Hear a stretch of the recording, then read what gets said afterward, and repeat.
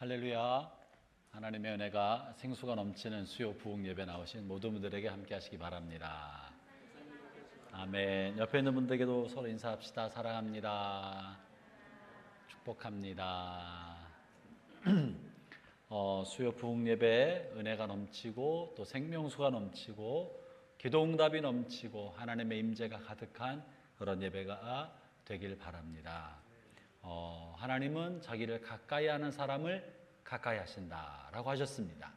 우리가 주 앞에 가까이 나가고 주님을 찾으면 주님 우리와 가까이 하시고 우리의 기도를 들으시고 그리고 또 우리에게 은혜를 베풀어 주실 것입니다. 하나님이 공평하시지만 혹시 소리가 좀 울리진 않나요? 방송기 소리가 좀 울린답니다.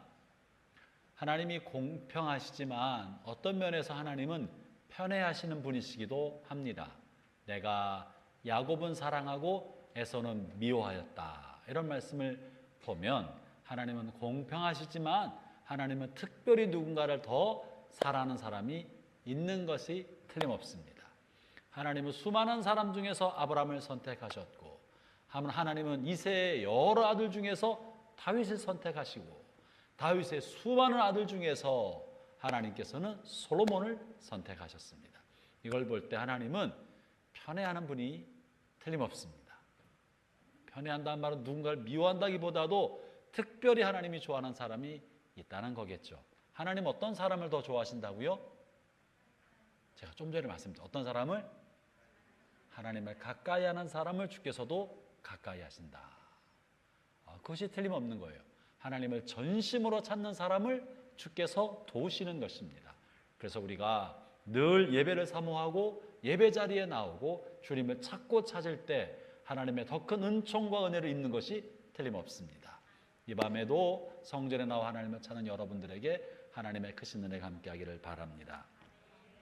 오늘 제 복장이 좀 지나치게 캐주얼합니다만 용서해 주시기 바랍니다. 오늘 복장이 좀 여러모로 캐주얼한 거는 제가 의도했던 거는 아닙니다. 편하게 교회 와서 설교 준비하다가 집에 가서 옷을 갈아입고 밥을 먹고 올 마음으로 했지만 집에 갔다 올 시간이 없었고 밥을 먹을 시간이 없어서 그냥 이렇게 아침에 와서 하루 종일 설교 준비하고 허겁지겁 설교 준비와 강의 준비를 마치고 올라와서 옷도 갈아입지 못했기 때문에 그랬다는 거 양해해 주시 바라고. 양말을 안 신은 거 아니에요. 내가 좀 민망하기도 해서 먼저 자수했습니다. 네. 본래 그런 건 아니라는 거. 우리가 이 수요 부흥 예배 주기도문 강해의 목적은 기도의 능력을 체험하는 것입니다. 그리고 기도가 깊어지게 하는 것이고 수치적으로 저는 여러분들이 도달할 만한 목표를 설정하고 이 강해를 시작했습니다. 그것은 어떤 성도든지 주기도문 강해 10번을 들으면 지금 우리가 벌써 7번째거든요. 들으면 적어도 앉은 자리에서 30분은 기도할 수 있는 사람이 되게 하겠다 하는 게 제 목표로 하고 있습니다. 30분 정도 이상은 기도해야 기도가 나오기 시작합니다. 5분, 10분에서는 그냥 문장만 만들다가 가는 거고 1시간 정도 기도하면 기도가 깨어져서 기도줄이 잡히기 시작합니다. 그런데 30분의 벽을 넘지 못하는 사람들이 많기 때문에 적어도 30분의 벽은 넘나들어야 되겠다. 누구나 다. 그래서 이 주기도문으로 기도하면 적어도 30분의 벽은 쉽게 넘나들 수 있고 30분 기도의 벽을 넘나들다 보면 1시간이 되고 이것이 2시간이 되어갈 수 있습니다. 그래서 먼저 우리가 여러분이 주기도문 순서를 기억하고 주기도문은 암송하는 것이 아니라 너희는 이렇게 기도해라. 주기도문에 나와 있는 9가지 기도의 내용, 주기도문에는 9가지 기도의 내용이 나와 있습니다. 이 9가지 기도의 내용은 기도의 패턴, 기도의 내용, 9가지 중요한 내용을 말하고 있는 것이고 9가지 중요한 내용을 순서대로 하나씩 기도해 나가다 보면 우리가 기도가 깊어지고 세지고 시간을 갖게 만들어 주는 거예요. 그래서 먼저 한번 그래서 여러분이 기도가 잘 되기를 바라는데 종종 어떤 분들이 목사님 기도하고 싶은데 기도가 잘 안 돼요 하는 분들이 적지 않게 계시고 우리 교회가 더 기도하는 교회가 되면 좋겠다 싶어서 주기도문 강해를 택했습니다. 여러분, 기도는요 우리 집회와 강의를 통해 배우는 것만은 아닙니다. 책으로 기도를 배우는 것만은 아닙니다. 여러분, 노래를 잘하려면 노래 관련된 책을 많이 보고 발성법을 많이 보면 노래가 잘해집니까? 노래를 불러야 잘해집니까? 불러야 잘해지는 거예요. 기도를 잘하려면 기도에 관한 책을 100권 읽어도 기도하지 않으면 아무 소용이 없습니다. 기도가 잘하려면 어떻게 해야 될까요? 기도하면 됩니다.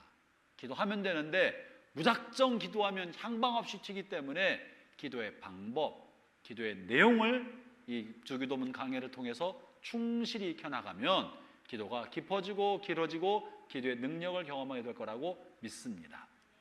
우리가 지금까지 6번 강의, 오늘 7번째인데요 6번 하면서 5가지 종류의 기도에 대해서 다루었습니다. 제일 먼저 우리 주기도문 제일 앞에 첫 번째 내용이 뭐죠?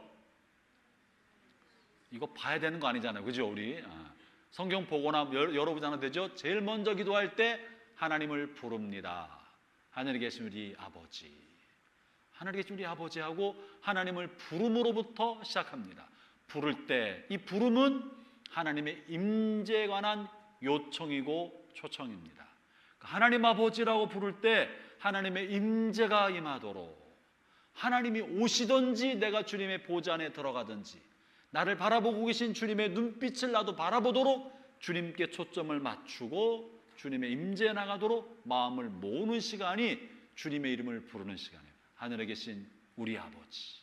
그래서 제가 하늘에 계신 우리 아버지 이름을 부를 때 아버지만 부를 뿐 아니라 오랫동안 영성가들이, 수도사들이 기도해왔던 중요한 기도의 한 훈련 방법을 말씀드렸습니다. 그 중에 하나는 예수의 기도에 관련되어서 말씀드렸습니다. 하늘에 계신 우리 아버지라고 부를 때, 혹은 아버지를 불러도 좋고 주님이라고 불러도 좋지만, 그래서 주님의 임재 가운데 들어가게 하면 좋겠는데, 기도 생활을 오래 하지 않은 분은 주님의 임재 가운데 들어가는 게 막연하고 막막하고, 주님을 묵상하려고 그러면 뭘 묵상해야 되겠는지, 십자가 달려서 피 흘린 예수님만 생각해야 되는 건지, 하늘 보좌에 뭘 상상해야 되는지 막연한 사람들이 적지 않게 많기 때문에 제가 여러분에게 방법으로 말씀드린 게 예수의 기도고, 예수의 기도는 하나님의 아들이신 예수 그리스도시요 죄인된 나를 불쌍히 여기소서. 하나님의 아들이신 예수 그리스도시요 죄인된 나를 불쌍히 여기소서. 짧게 해서 예수 그리스도시요 나를 불쌍히 여기소서. 이렇게 주님을 부르면서 나 자신을 한없이 낮추고 주님을 초청하는 기도를 먼저 드려도 좋습니다. 중요한 건 첫 번째, 주님의 임재를 요청하는 그 기도를 드리고 마음을 모으는 거예요. 그럴 때 예수의 기도는 도움이 된다고 말씀드렸습니다. 그죠? 그래서 이 시간 한번 잠깐 다시 한번 한 2-3분간 주님의 임재 가운데 들어가도록 여러분이 주의 이름을 부르는 시간을 갖도록 하겠습니다. 어떤 이름이든지 상관없습니다. 하나님을 생각하면서 그리고 그 다음 구절이 아버지의 이름이 거룩히 여김을 받으시며 라는 것 아니겠습니까? 그래서 하나님을 부를 때 하나님의 이름을 생각하고 나를 도우신 하나님, 나의 여호와 니시의 하나님, 나의 필요를 채우신 하나님, 여호와 이레의 하나님, 나를 치료하신 하나님, 여호와 라파의 하나님, 하나님을 이름을 불러가며 주님 내게 오십시오. 지금 한 2-3분간 주의 이름을 부르면서 주의 임재를 요청하는 기도를 각자 한번 드리겠습니다.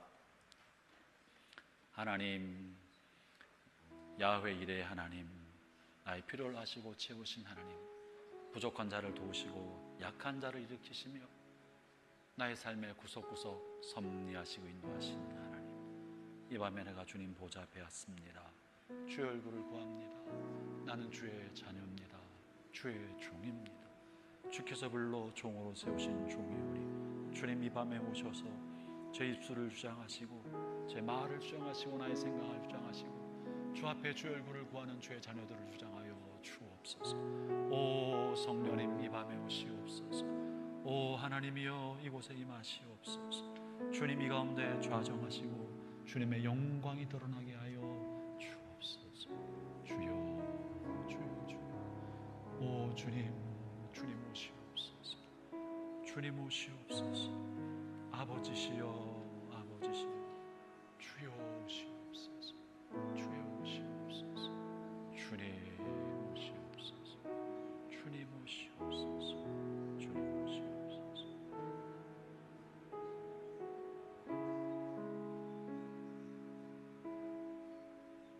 오 주님, 이 밤에 오셔서 하나님 영광 받아 주옵소서. 오 주님, 이 밤에 임하셔서 하나님의 나라가 이 땅에 이루어지게 하여 주옵소서. 오 주님, 이 밤에 오셔서 하나님의 뜻이 하늘에서 이루어진 것처럼 주님을 찾는 주의 자녀들의 삶 속에서, 영혼 속에서, 가정에서, 일터에서 하나님의 뜻이 성취되게 하여 주옵소서. 오 주님, 이 밤에 우리 가운데 임하셔서 어둠의 세력이 물러나고 하나님의 영광의 광채가 가득히 비추는 하나님의 나라가 되게 하여 주옵소서. 예수님 이름으로 기도합니다. 아멘. 하나님의 이름을 부르며 주의 임재를 요청하는 기도를 하고, 그리고 아버지의 나라가 오게 하여 주십시오. 그런 기도를 또 이어서 드리는 거예요. 아버지의 나라는 하나님의 통치가 이루어지는 것입니다. 주님의 나라가 하나님 나라 하늘에서 완전히 이루어진 것처럼, 거기는 슬픔도 없고 눈물도 없고 아픔도 없고 병든 것도 없고 늙는 것도 없고 이별도 없는 그 나라가 이루어지는 것처럼 하나님 이 땅에서도 하나님의 나라가 이루어지게 해주십시오. 나의 가정에서, 내 마음에서, 나의 삶의 모든 자리에서 하나님의 사랑과 자비와 정의와 공의가 이루어지게 해주십시오. 상처받은 곳에 치유가 임하게 해주시고, 또 갈등과 아픔과 다툼이 있는 곳에 화해와 일치와 하나님의 사랑이 이루어지게 해주십시오. 이렇게 하면서 하나님의 나라가 우리의 삶에 이루어지기를 또 기도합니다. 그리고 하나님의 뜻이 이 땅에서도 이루어지게 해주십시오. 하나님의 선하신 뜻, 온 인류가 구원받기를 원하신 하나님의 뜻이 이루어지게 해주십시오. 나의 가족 속에서도 우리가 구원받기 원하신 하나님의 뜻이 이루어지게 해주십시오. 우리가 하나님을 닮아가기를 원하는 하나님의 뜻이 나의 자녀들과 나의 가정과 나의 삶 속에서 이루어져 해주십시오. 우리의 직장 안에서도 하나님의 영광이 이루어지게 해주십시오. 하나님의 뜻, 복음의 뜻, 하나님을 거룩하게 섬기는 영광의 뜻이 이루어지게 해주십시오 라고 우리가 또 기도할 수 있습니다. 이렇게 하나님을 초청하는 기도 한 3분, 또 하나님의 이름을 영화롭게 하면서 주의 이름을 부르는 기도, 그 하나님의 이름이 나의 삶에 이루어지도록 한 3분, 또 하나님의 나라가 이 땅에 임하도록 그 하나님의 나라를 바라보면서 한 3분, 하나님의 뜻이 구석구석 이루어지게 해주십시오라고 3분, 이러면 이렇게 기도할 수 있어요. 그렇죠? 그렇게 하면서 기도가 점점점 깊어지고 주님께 가까이 갑니다. 이렇게 해서 우리가 하나님을 먼저 구하는, 먼저 그 나라와 그의 의를 구하라는 게 이런 거예요.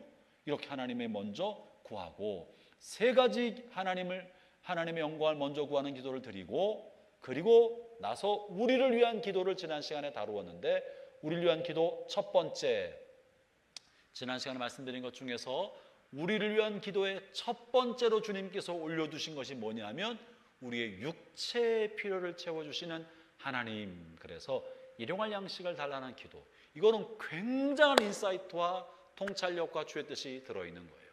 지난 시간에 말씀드리기를, 하나님께서 우리 자신을 위한 기도에 먹을 것을 달라는 기도를 제일 먼저 하라고 했다는 의미는, 주님이 뭘 돌보신다고? 지난주에 했던 첫 번째 내용에 뭘 돌보신다고요? 우리의 육체를 돌보신다. 육체를 돌보시는 분이시다. 주님께는 우리의 영만 중요한 게 아니다, 영은 중요하고 육체는 아무것도 아니라고 생각하는 것은 완전히 잘못됐다. 영적인 것만 중요하고 육적인 것은 악하다고 생각하는 건 아주 잘못됐다는 거예요. 하나님은 우리 육체의 필요를 돌보시기 때문에 제일 일성으로 오늘 우리에게 필요할 먹을 것을 주세요. 굶주리지 않게 해주세요. 오늘 쓸 것을 공급해 주세요. 오늘 차비를 주세요. 기름값을 주세요. 데이트 비용을 주세요. 애들한테 줄 용돈을 주세요. 연봉을 올려주세요. 우리의 삶의 필요를 하나님 앞에 아뢰 수 있는 것입니다. 하나님 우리의 필요를 돌보시는 분이라는 사실을 우리가 일용할 양식을 통하여 알 수 있었고요. 일용할 양식에 또 갖고 있는 중요한 의미 중에 하나는, 일용할 양식은 장기적인 보장을 원하는 것이다, 아니면 당장 지금 쓸 것에 족하라는 것이다. 당장. 그게 그리스도인의 경제 생활의 핵심이라고 하였습니다. 하나님은 우리가 오늘 필요할 딱 그만큼만 주시는 분이시지, 창고를 가득히 채우셔서 미래에 관한 염려와 근심이 없게 하려는 것이 목적이 아니다. 오히려 미래를 불확실함과 부족함 속에 둠으로, 불확실함과 부족함 속에 둠으로 그 불확실성과 부족함을 무엇으로 채우게? 믿음으로 채우게, 하나님을 향한 신뢰로 채우게 하려는 것이 하나님의 뜻이지. 그 하나님이 채워야 할 그 자리를 안정된 은행 잔고와 넘치는 돈과 남는 재산으로 채우기를 원하시는 것이 아니라는 거예요.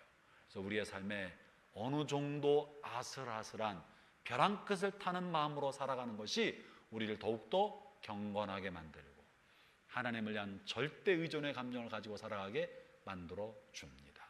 그래서 풍족하고 넘치는 거 별로 우리의 속 사람에게 크게 유익하지는 않습니다.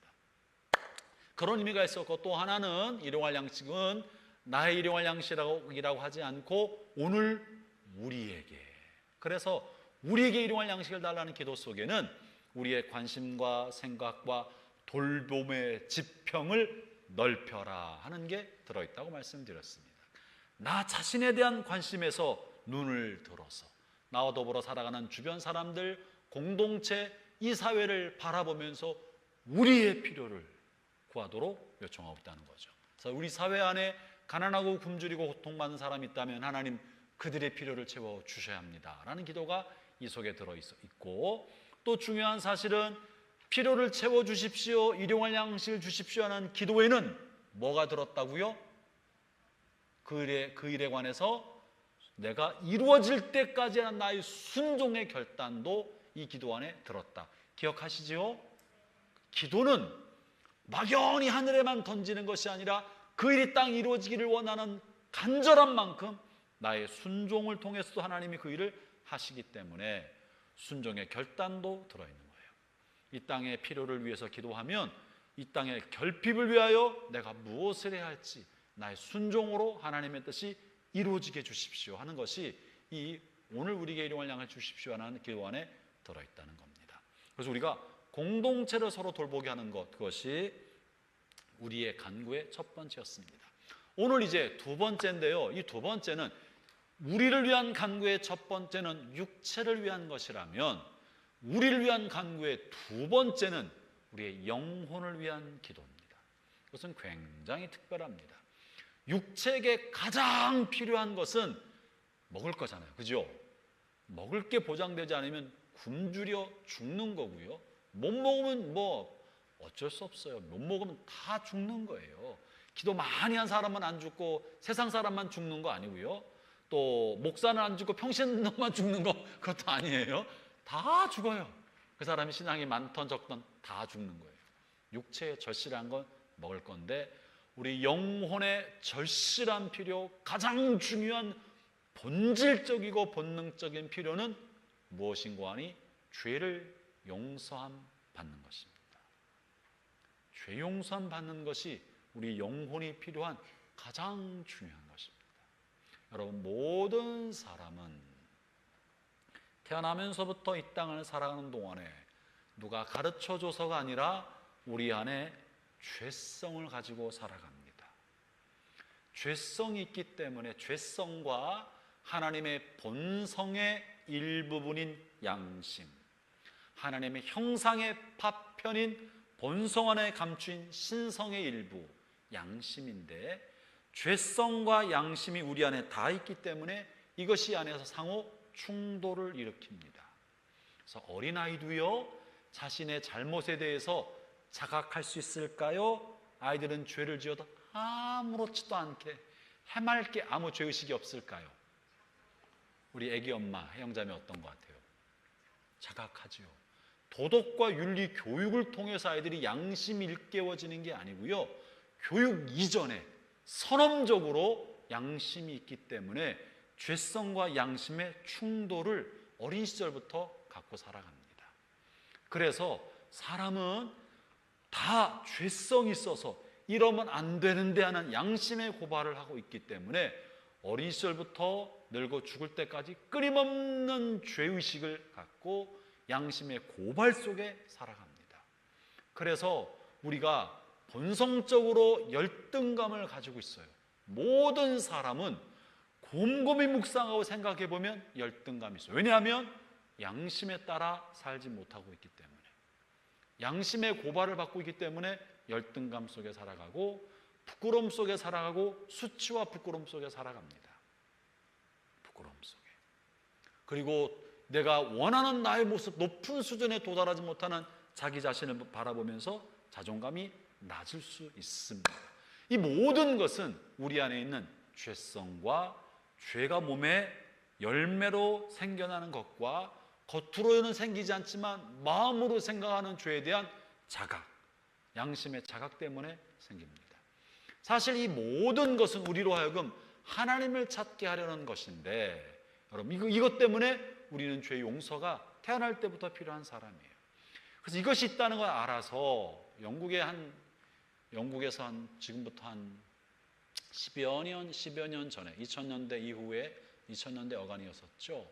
이 무신론자들이 찰스 도킨스 맞죠?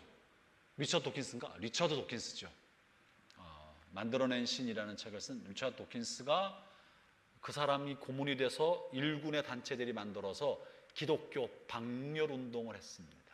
기독교를 몰아낼 운동을 했습니다.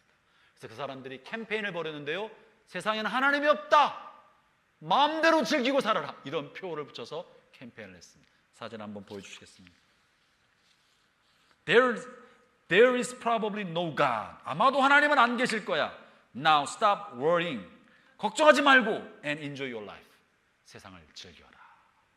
저렇게 버스에다 써붙여 놓고 런던 시내를 다 돌아다니게 만들었습니다. 캠페인을 벌였습니다.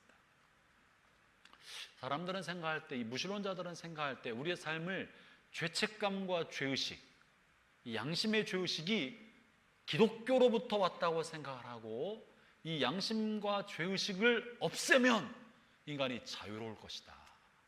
자유로울 거다. 우리가 너무나 불편한 양심과 죄책감을 갖지 말고 살자, 이런 생각을 한 거예요. 여러분, 죄책감이 없어지고 죄의식이 사라지면 자유로울까요?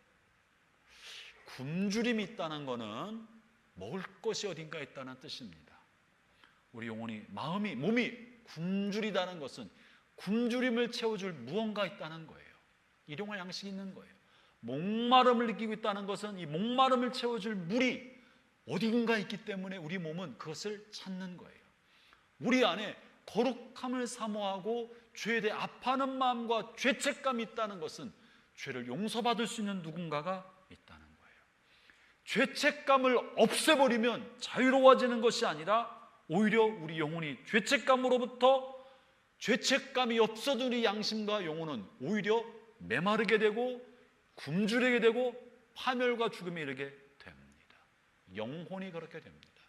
그래서 죄책감을 일으키는 양심의 닭소리가 시끄러워서 닭의 목을 비틀면 영혼이 죽는 거예요.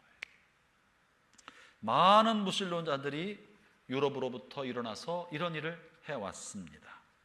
오늘날 포스트 모던 사회가 사실은 나를 귀찮게 만드는 죄책감과 죄의식을 없애려고 하고, 신이 없다고 생각하는 것 속에 내 인생은 나의 것이고 나의 판단은 내가 하고 내 인생의 주체는 나다, 도덕성과 윤리와 기존의 전통적인 규범을 거부하고 신을 거부하면서 각자 자기가 좋은 대로 타인에게 피해만 주지 않으면 도덕적 판단의 기준은 자기에게 있다고 생각하고 살아갑니다.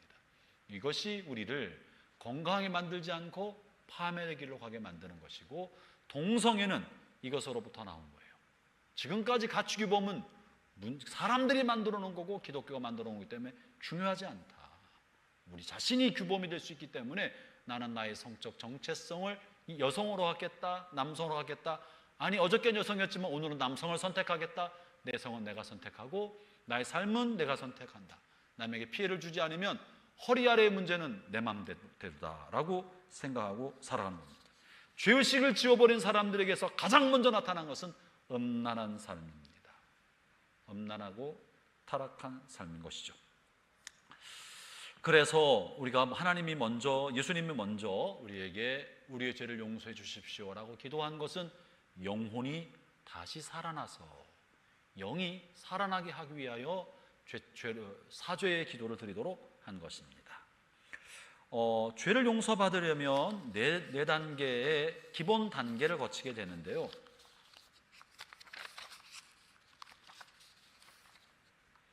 먼저 여러분 프린트 제일 1페이지 아래쪽에 실어두었는데요. 내가 잘못했구나라는 것을 의식하는 단계, 죄의식의 단계가 첫 번째입니다. 형제자매 여러분, 저는 여러분들이 죄를 의식하고 죄에 대한 자책, 의식하는 데 있어서 누구보다 민감하기를 바랍니다. 한국교회의 큰 어른이셨던 방지일 목사님 돌아가셨죠. 우리나라 최초의 선교사로 중국 선교사 다녀오셨던 어르신이십니다. 그분이 한 번은 이렇게 말씀하신 바가 있었어요. 기도는 뭔가? 기도는 현미경으로 자신의 내면을 살피는 것이다. 현미경으로 내 안에는 죄와 죄의 흔적을 낱낱이 털끝만한 죄의 흔적이 있는가를 면밀히 살피는 게 기도다. 이렇게 기도를 정의한 적이 있었습니다. 어떤 사람이 경건한 사람입니까? 죄의식에 민감한 사람. 입으로 말한 죄과 발과 손으로 한 것뿐만 아니라 마음속에 떠오르는 것도, 마음의 의식을 품은 것도, 마음에 생각을 한 것도 부끄럽게 여기고 하나님 앞에 털어버리기 위하여 죄의식을 갖는 사람, 이런 사람이 경건한 사람입니다. 죄의식을 무디게 만드는 사람, 이게 양심에 화인 맞은 사람인 반면에 죄에 민감한 사람이 경건한 사람입니다. 그래서 저는 우리 모두가 여러분 안에서 일어나고 있는 죄의식에 관해 의식이, 민감함이 살아나기를 바랍니다. 두 번째 단계는 예수님께서 십자가 달려 돌아가심으로 내가 용서받을 수 있는 일이 생겼다라는 것을 다시 한번 의식하는 거예요. 죄를 용서해 주지 아니하면 용서받지 못합니다. 용서받을 수 있는 근거가 있어야 되는데 그것은 예수님이 나의 죄를 대신하여 죄값을 치르셨다는 것을 의식하고 믿는 것입니다. 세 번째는 그래서 그것을 믿고 죄를 고백하고 회개하는 거죠. 두 번째는 그래서 십자가입니다. 예수님의 십자가를 근거로 죄인에게 용서를 베푸신다는 걸 아는 거고요. 세 번째는 하나님 앞에 이제 우리의 죄를 고백하고 회개하는 것. 회개함으로 용서를 받습니다. 네 번째가 중요합니다. 오늘 기도는 사실 네 번째에 관련된 건데요. 네 번째는 하나님의 용서를 받은 사람은 형제를 뭐 해야 된다는 거예요? 용서해야 된다는 거예요. 용서는 이렇게 나 자신의 죄를 용서받는 것에 머무르지 않고, 중요한 사실은 내가 용서받은 사람은 내가 용서함을 하나님으로부터 받은 것처럼 타인을 용서하는 단계로 나가는 게 진짜 용서고 기독교 신앙의 용서입니다. 나만 용서받는 것으로 끝나지 않고요, 한 걸음 더 나가서 이제 이 힘으로 타인을 용서해 주는 것입니다. 근데 내가 용서받는 것에는 민감해. 주여 용서해 주옵소서. 거기서 끝. 나는 다른 사람을 향한 용서의 발을 내어딛는 게 무겁고 힘들고 어렵다면 그것은 절반도 못 간 거예요. 오늘 기도가 보여주는 게 그겁니다. 오늘 우리를 위한 간구 두 번째 내용이 뭐죠? 우리가 우리에게 잘못한 사람을 용서해 준 것 같이 우리의 죄를 용서하여 주시고, 우리의 죄를 용서해 달라는 사죄의 간구는 선행되는 게 뭐냐면 내가 다른 사람의 잘못을 용서해 주었습니다. 주님께서 나를 위해 십자가에서 피 흘려 주셨고 나의 근본적인 죄를 다 용서해 준 그 힘으로 나도 타인의 죄를 용서해 주었습니다. 그러니 내가 오늘 했던 나의 소소한 수많은 죄들을 하나님 다시 한번 용서해 주십시오. 이렇게 타인을 향해서 용서를 해줄 때 우리가 하나님으로부터 용서를 구할 수 있습니다. 자, 죄가 뭔가? 오늘 본문에는요, 주기도문에 사용된 죄는 보통 일반적으로 죄라고 말하면 하마르티아, 헬라어로 하마르티아인데, 이거는 관역을 벗어나다, 하나님 원하는 뜻과 다른 길을 가고 다른 삶을 살고 다른 행동을 하는 것, 이것이 죄의 일반 정의입니다. 그런데 주기도문에 나타나 있는 죄는 이 하마르티아라고 쓰지 않고 읍헤일레마라는 단어를 사용했습니다. 이 읍헤일레라는 단어는 빚진 자, 의무를 진 자, 보상해줘야 할 사람, 이런 의미를 담고 있습니다. 그러니까 이 의미는 잘못이라는 개념보다도 무언가 해야 할 의무가 있는 사람, 이런 의미가 많이 들어있는 거예요. 빚진 자, 의무를 진 자, 남에게 보상해줘야 할 사람, 배상해줘야 될 사람, 이런 의미를 가지고 있습니다. 그래서 성경에서 우리가 우리에게 잘못한 사람을 용서해 준 것 같이 죄 지은 사람을, 빚진 자를 용서해 준 것, 그러니까 탕감해 준 것처럼 나에게 빚진 사람을, 나에게 뭔가 해야 할 그 사람을 괜찮다고 용서해 준 것처럼 나의 의무감을, 나의 잘못을, 내가 갚아야 할 것을 탕감해 주십시오 하는 내용이 주기도문에 들어있는 겁니다. 세 가지 차원의 죄, 첫 번째는요, 오늘 할 게 좀 많아서 좀 빨리 갈게요. 우리 자신에 대해서, 우리의 죄는 자기 자신에 대한 죄가 먼저 있습니다. 여러분, 우리 인생은 우리 것이 아니고 하나님께서 우리에게 잠시 맡기신 것이기 때문에 우리는 우리 자신을 잘 돌봐야 될 책임과 책무가 있습니다. 그래서 우리가 경건하게 살면서 하나님의 뜻이 우리의 삶 속에 이루어지도록 해야 합니다.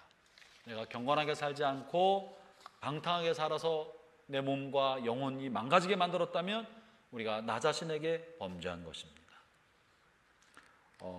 또 우리의 기질과 말과 나의 열심을 잘 통제하지 못해서 함부로 해서 죄에 빠지는 것, 우리가 나 자신에게 범죄한 것입니다. 또한 아울러 나의 영혼을, 나의 지성을, 나의 육체를 잘 돌보지 않아서 마치 정원을 손대지 않고 놔뒀더니 잡초가 무성해서 정원이 망가진 것처럼 우리의 육체와 정신과 영혼이 돌보지 않고 게으름과 나태로 망가져가고 있다면 나 자신에게 범죄한 겁니다. 형제자매 여러분, 여러분은 여러분의 것이 아니라는 걸 믿으십니까? 대답해, 저 좀 보세요. 대답하기 싫으신 것 같아. 내 인생은 나의 것이고 내 몸은 내 거니까 뭐라고 하지 마세요 라고 생각하면 안 됩니다. 우리는 우리 것이 아니라 누구 겁니까? 자신의 피값으로 사신 예수님의 것입니다. 그러므로 나는 예수님의 것인 나를 잘 돌봐야 할 책임이 있는 사람입니다. 여러분을 잘 돌봐주세요. 여러분 자신에게 한번 약속해 주세요. 잘 돌볼게. 잘 돌볼게. 잘 돌봐주시기 바랍니다. 두 번째, 우리의 이웃에 대하여 우리가 잘못할 수 있고 이웃에 대한 죄를 가질 수 있습니다. 이웃에 대해서 사랑하고 섬기고 돌보고 베풀어야 하는데 우리가 그러지 못하고 친절하지 못하고 나쁜 마음을 품고 시기와 증오, 미움, 앙심 품고 살아간다면 범죄한 것이 틀림없습니다. 흘기는 눈빛으로 쳐다보는 것, 용서치 않는 마음을 오랫동안 품고 사는 것, 친절하지 않은 말씨와 태도로 대하는 것, 이것은 이웃에게 범죄한 것입니다. 아울러 하나님께 대하여 범죄할 수 있습니다. 하나님의 말씀을 어긋나게 살고 불순종하는 것, 예배할 곳에서 예배하지 않는 것, 우리가 하나님 앞에 범죄한 것입니다. 이렇게 나 자신에 대해서 타인에 관하여 하나님 앞에 세 가지 차원의 우리가 죄를 질 수 있고요. 이것에 대해서 하나님 앞에 회개하는 겁니다.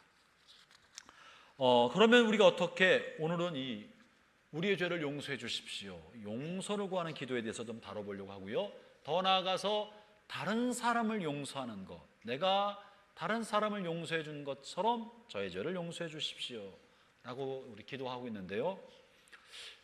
하나님 앞에 사죄의 은혜를 구하는 전제가 타인의 죄를 용서해 주는 것이라는 사실은 대단히 중요합니다.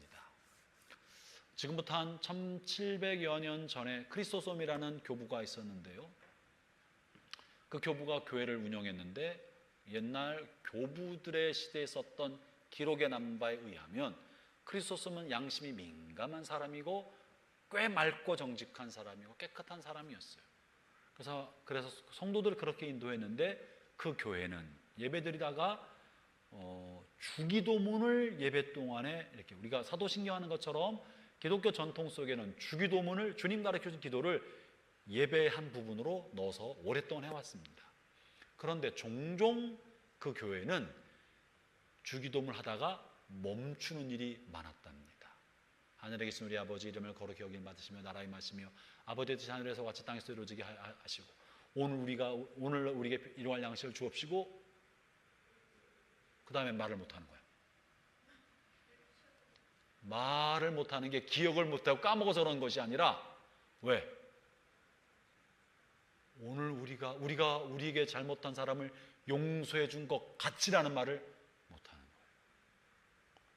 거예요. 용서해 주지 않고 마음에 미움과 분노와 용서치 않음을 품고 있는 것들이 떠오르고 양심의 가책이 일어나니까 많은 회중이 침묵하고 그냥 있었던 적이 많았다 하는 기록이 남아 있습니다.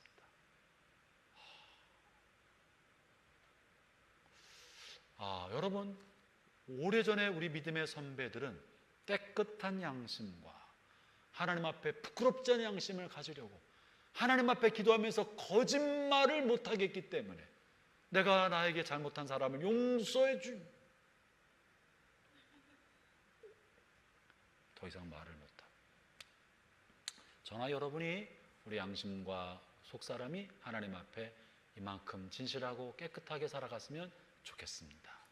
그래서 이 주기도문에 들어있는 사죄의 간구는 일반적 기도는 다 그런 것이 아닌데 주기도문에 들어있는 사죄의 간구는 타인을 용서해 준 것을 전제로 하나님 내가 이렇게 했는데 저에게 그렇게 주십시오라고 요청하게 합니다.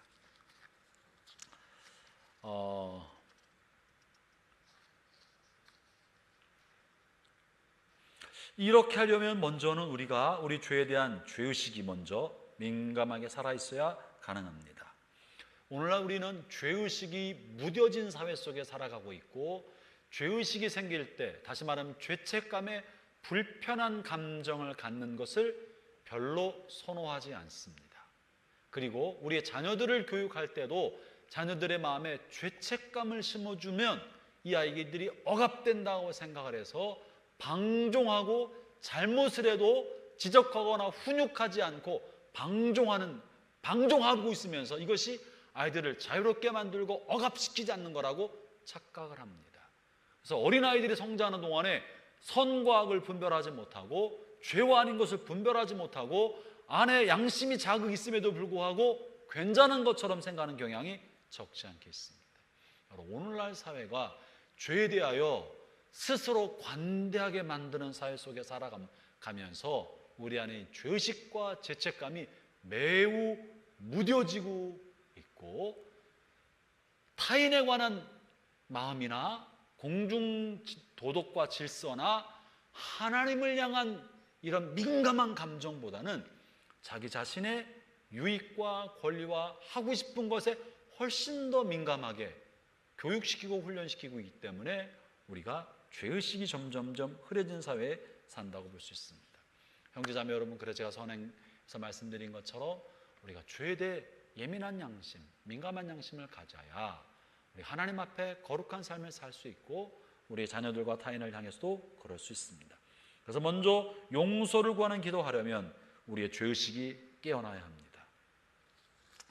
두 번째, 아울러 그리고 나서는 용서를 구할 줄 알아야 합니다. 자신에 대해서, 이웃에 대해서, 하나님에 대해서 지은 죄는 빚입니다. 빚이란 당연히 갚아야 할 것입니다. 갚지 않으면 언제까지나 그대로 남아 있습니다. 빚을 갚지 않고서는 해결되는 방법이 없습니다. 갚아야 됩니다. 잘못은 반드시 잘못을 용서를 빌고 용서함을 받는 이런 행위가 필요한 것입니다. 잘못을 했는데 선한 행위나 공로로 해결되지 않고 시간이 지난다고 사라지지 않습니다. 갚는다는 것은 용서를 구하는 겁니다. 어떻게 용서를 구해야 될까? 잠시 한번 좀 나누려고 하고요. 그것을 위해서 먼저 선행될 것이 마태복음 5장 23절 24절에 있는 건데요. 이것은 용서에 대해서 알려주는 굉장히 중요한 내용이고 주기도문의 기도를 보완해서 설명해 주신 주님의 가르침입니다. 주기도문은 마태복음 6장에 나와 있는데 용서에 대한 이 가르침은 5장에 나와 있습니다. 한번 같이 읽어보겠습니다. 23절 24절 시작.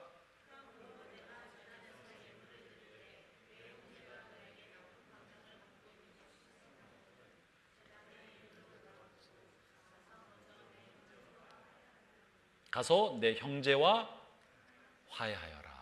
형제와 먼저 화해하면 하나님 앞에 드리는 예물, 하나님 앞에 드리는 예배를 비로소 받을 것이다. 여러분 보세요. 우리가 저는 종종 말씀을 드리지만 나와 하나님과의 관계가 우선이지만 놀랍게도 성경은 나와 하나님과의 관계는 수평적인 관계가 기초로 이루어진다고 말을 합니다. 이 수평적인 관계, 이웃과의 관계가 무시된 채 나와 하나님과의 관계가 온전하게 될 수는 없다 하는 게 기독교의 윤리입니다. 기독교 윤리, 기독교의 가르침의 핵심은 하나님과 나와의 관계가 가장 중요한데 이 하나님과 나와의 관계는 반드시 이웃과의 수평적 관계를 통해서 이루어진다는 거예요. 그래서 하나님께 드리는 예배는 이웃과의 화평과 사랑과 용서와 하나됨이 엘리베이팅, 수직 상승해서 하나님과의 관계로 이루어진다는 거예요. 이게 안 된 채로는 이루어질 수 없는 거예요. 이웃과의 관계가 화해와 사랑과 나눔과 섬김으로 잘 만들어질 때 이것이 엘리베이팅, 그대로 올라가서 예배가 되고 하나님 받으시는 예물이 되고 또 하나님과의 소통의 통로가 되는 것입니다. 형제자매 여러분, 그래서 주변 사람들과의 관계, 이웃과의 관계, 형제자매와의 관계를 소홀히 여기지 않기를 바랍니다. 이게 깨어지고 닫혀있고 어긋나 있는 상태로 하나님 앞에 온전한 예배를 드릴 수 있는 길은 없습니다. 없는 거예요. 본문에 그렇게 말하고 있지 않습니까? 하나님 앞에 예물을 드리려 하다가도 나쁜 감정을, 네가 형제에게 나쁜 감정을 갖고 있는 것이 생각나거든. 그 상태로 예물을 드려봐야 하나님이 받지 않으시기 때문에 내려놔라. 억지로 해봐야 소용없다. 억만금을 가져온다고 하나님이 금 가지고 돈으로 하나님이 매수되는 분이 아니다. 내려놓고 형제와 화해해라. 그럼 이것이 하나님과의 관계의 문을 열게 만들어줘서 그 다음에 하나님 앞에 드린 예물을 받으시게 된다고 말하고 있는 겁니다. 그렇기 때문에 죄 용서가 가져오는 내적 변화 핵심은 하나님과의 관계의 문을 열어주는 거예요. 하나님과의 관계의 문은 죄 용서함으로부터 용서를 받고 용서해 주는 것을 통해서 관계의 문이 열립니다. 하나님의 임재의 문이 열린다는 것입니다.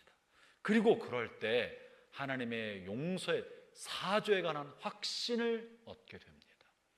내가 타인을 용서하지 않고 하나님이 나를 용서해 주시는 사죄의 확신을 얻지 못합니다. 내가 용서하지 않으면 용서를 구하는 기도를 했어도 내가 용서받았다는 감격을 누리지 못합니다. 사죄의 확신도 얻지 못합니다.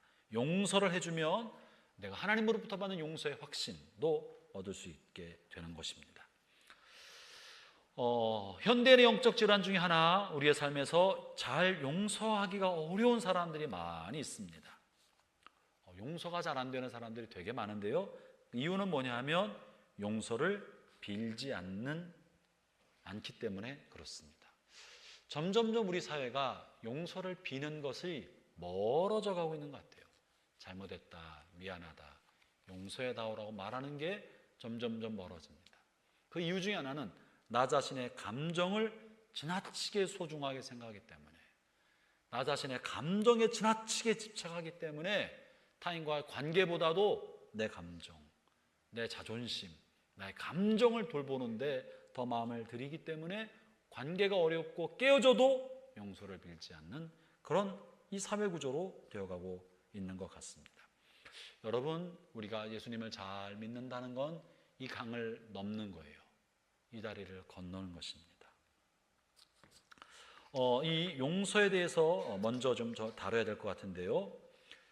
타인을 용서해 주는 것 전에 우리가 먼저 용서를 비는 것에 대해서 다뤄야 될 것 같습니다. 종종 용서해 주는 것, 피해자, 그러니까 우리가 용서해 줘라 말하면서 가해자보다 피해자 중심의 의무감을 많이 주어져 왔습니다. 그렇죠? 난 내가 피해를 받는데 자꾸 용서해 주라고 그래. 저 사람은 그냥 멀쩡멀쩡 있는데. 그러니까 많이 사실은 예수 믿는 사람만 피해보는 것 같고 손해보는 것 같고 나만 너무 고통받고 용서해 줬는데 하나도 바뀌지 않으니까 내 괴로움은 더 증폭되고 이게 옳은 건가 아니 고통 속에 살아갔어요. 저도 지금까지 용서를 이야기할 때 우리가 먼저 하자, 우리가 먼저 용서하자는 말을 많이 했는데 그러다 보니까 회복되지 않은 아픔이 반복되는 사례가 많습니다.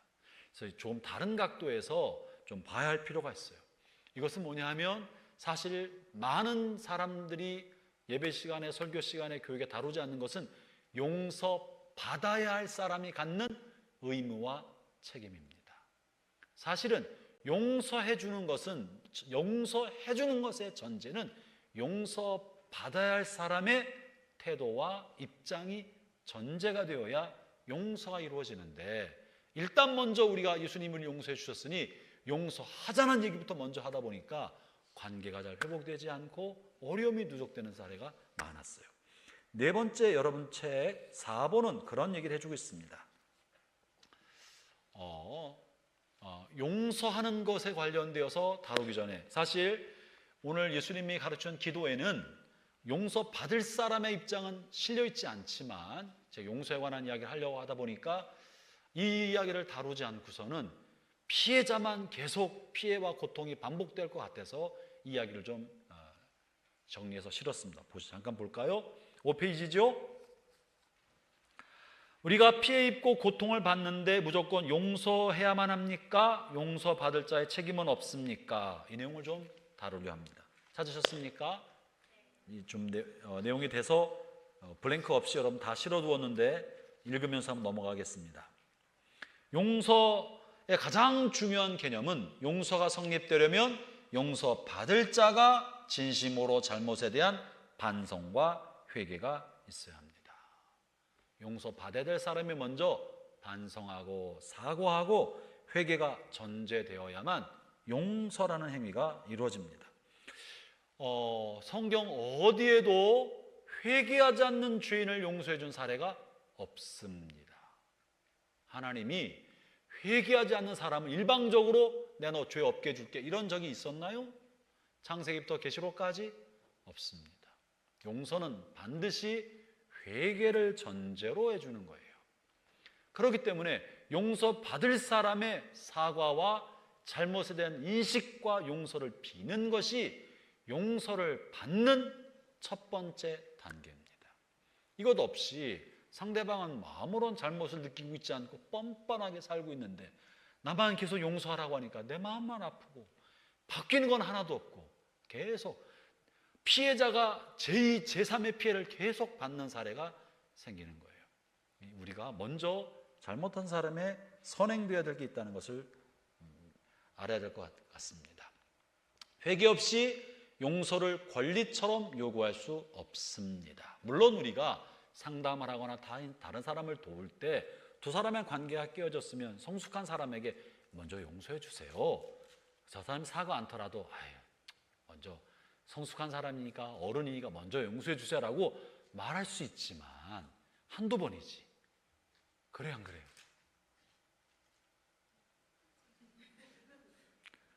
우리 굉장히 훌륭한 분들이 많으시구나. 한두 번이지 반복돼서 하면 이게 내 마음만 아프고 관계는 하나도 해결되지 않아요. 똑같은 행동을 반복한다면 상담은 할 수 있지만 온전한 관계 회복을 위해서 볼 때는 용서받아야 될 사람의 사과와 회개가 선행되어야 한다는 것입니다. 회개 없이 용서를 권리처럼 요구할 수 없습니다. 모든 인간관계는 사과 애플이 아닙니다. 잘못을 비는 거예요. 사과를 필요로 합니다. 건강한 인간관계는 기꺼이 사과할 줄 아는데 기초합니다. 옆에 사람에 한번 인사해 봅시다. 미안합니다. 연습하는 거예요. 잘못해서 그런 게 아니고요. 미안합니다. 제가 잘못했습니다. 우리가 사과를 습관적으로 하는 거, 그래야 용서가 이루어지지. 아니 잘못도 빈지도 않았는데 혼자 용서해 주면 되겠냐고요. 하나님에 관한 회개가 진실한 것이었다면 필연적으로 이웃에게 사과로 나타나야 합니다. 그 사람의 회개가 진실하다면 그 사람이 피해를 입히고 마음을 아프게 한 사람에게 반드시 사과해야 합니다. 이것이 이루어지지 않았기 때문에 큰 고통을 겪었던 것이 영화로 됐어요. 이게 뭐예요?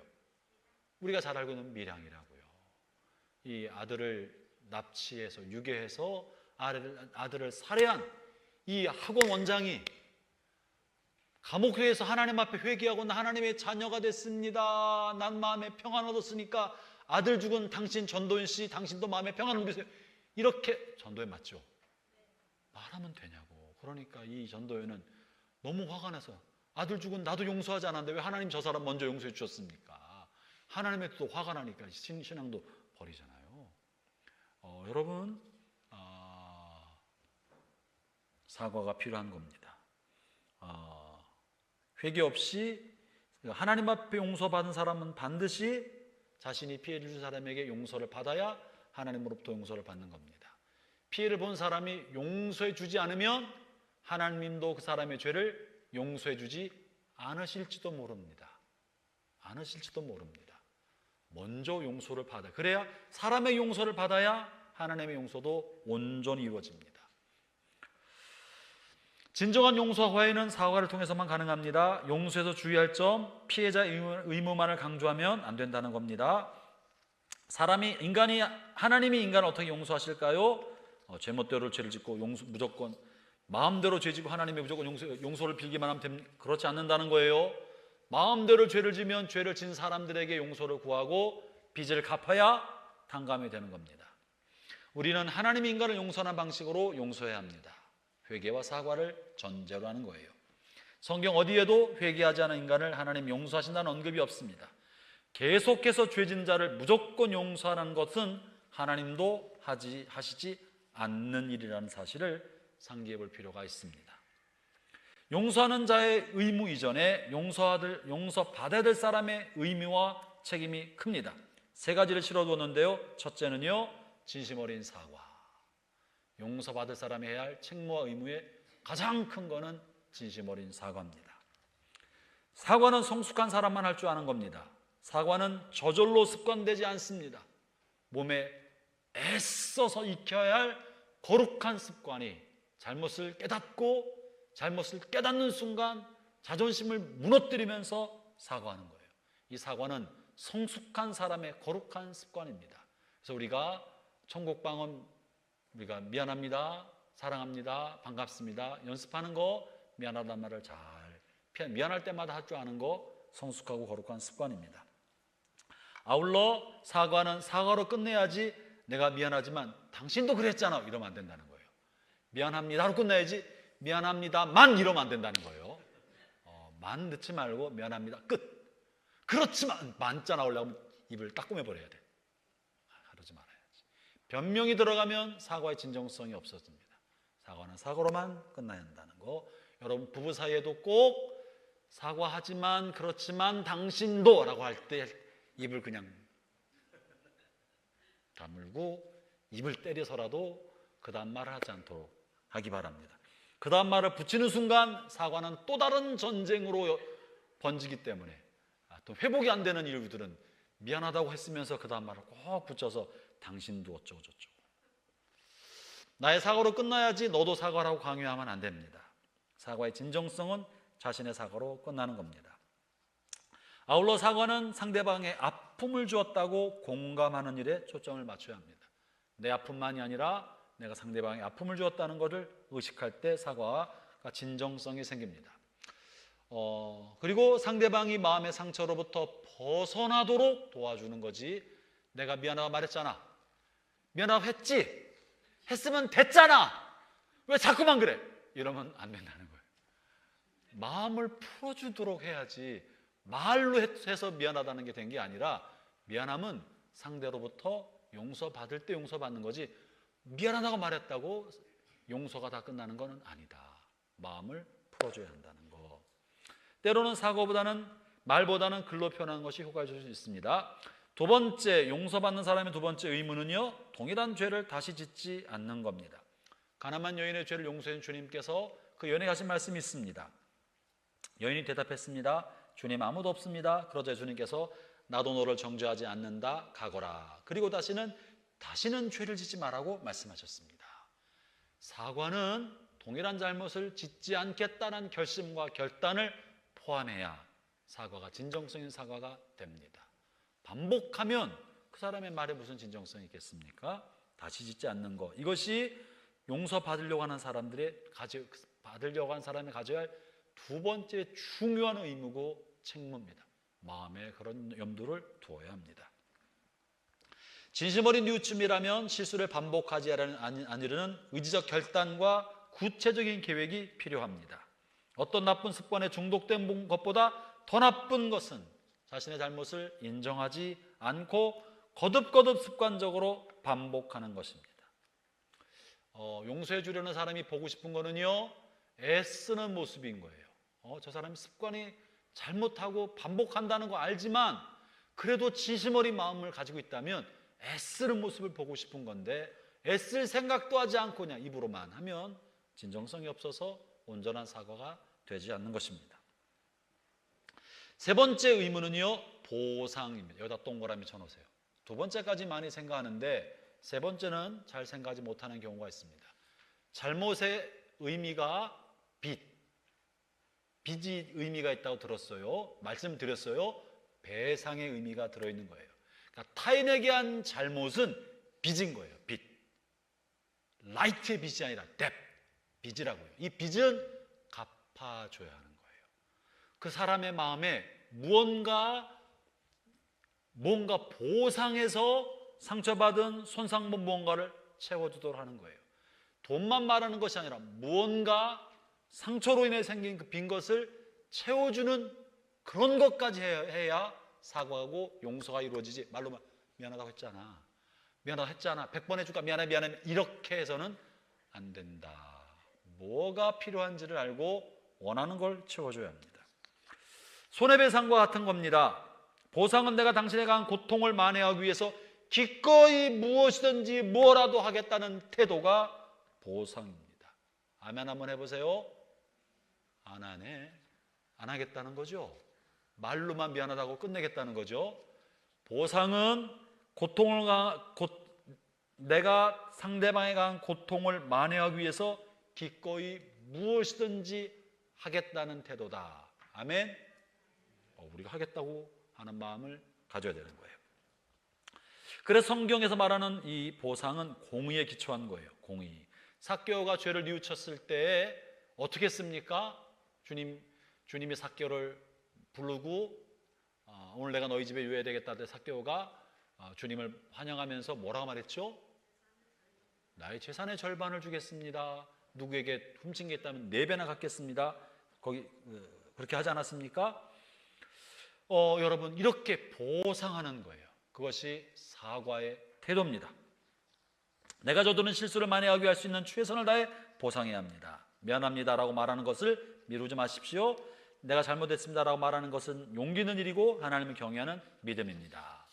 이렇게 먼저 타인에게 용서를 구하고 사과하고 용서받을 때 하나님으로부터 우리가 용서받는 길이 열립니다. 그렇다고 해서 내가 다른 사람을 용서하지 않으면 하나님도 나의 죄를 용서하지 안 해주시고, 내가 용서한 것이 용서받는 것에 관한 전제 조건이냐? 그것만은 아닙니다. 우리 용서의 뿌리는 예수 그리스도의 십자가임에 틀림없지만, 그러나 내가 잘못한 것을 뉘우치는 진정성은 타인을 용서해 주는 것으로 나타나는 거예요.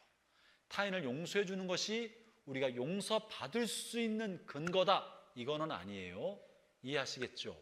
그러나 타인을 용서해야 하나님 앞에 내가 용서받을 수 있다는 것은 전제가 아니라 예수 그리스도의 십자가의 보혈로 내가 용서함을 받는데 이것은 나의 잘못을 인식하고 진정성 있는 회개를 할 때 그리스도의 십자가 내게 효력이 발생하는 거지, 그저 그냥 입으로만 예수님의 보혈로 나를 용서해 주십시오, 진정성 없이 사과도 없고 회개도 없고 뉘우침도 없고, 사과와 회개와 뉘우침의 진정성은 내가 타인을 용서해 주는 것을 통해 표현된다는 것입니다.